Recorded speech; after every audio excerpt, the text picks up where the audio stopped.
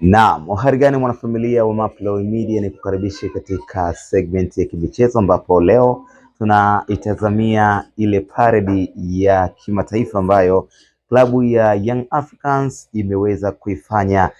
Ukiangalia namna ambavyo paredi hii imekuwa very organized, kiukweli ni moja kati ya paredi kali sana ambazo ziliwahi kutokea kwa ukanda huu wa Afrika Mashariki na Kati. Young Africans kikweli imekwenda viral sana kutokana na paredi hii. Nimeona mmoja kati ya waandishi wa habari za michezo maarufu sana duniani, Fabrizio, ameweza kuposti katika Instagram account yake ambayo ina watazamaji wengi sana, na ameposti paredi hii ikiwa anajiuliza kwamba timu hii ni timu ambayo inatoka sehemu gani kwa bara la Afrika, kwa sababu wameona ni kwa namna ambavyo wameweza kusherehekea ni zaidi ya paredi ambayo ilifanywa na mashabiki wa Arsenal baada ya kuchukua lile kombe la ligi kuu ya Uingereza.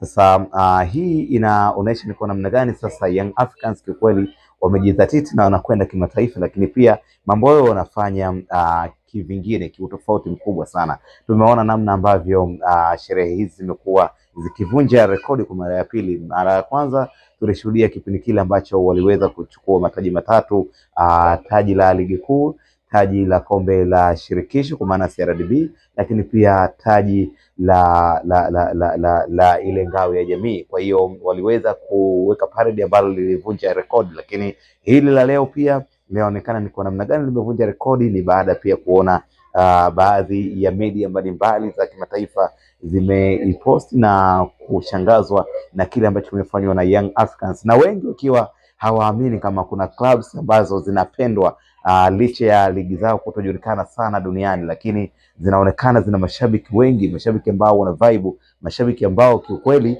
wameonesha kweli wanaisupport timu yao, wameonesha kiukweli ni kwa namna gani wanaweza kufanya jambo likaenda. Fabrizio, kiukweli ukiangalia Fabrizio katika official account yake aliuliza kwamba hii timu inatoka wapi ndani ya bara la Afrika, mbona inaleta maajabu sana katika vitu ambavyo wanavifanya, kwa maana akiangalia idadi ya watu imekuwa ni kubwa sana.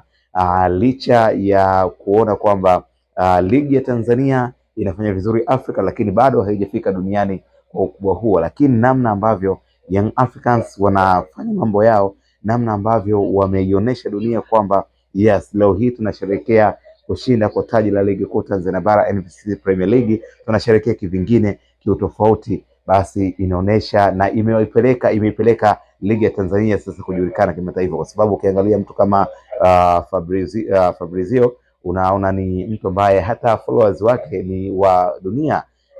Unaona kuna mashabiki kutoka Afrika, mashabiki kutoka bara la Ulaya, mashabiki kutoka bara la Asia na Marekani.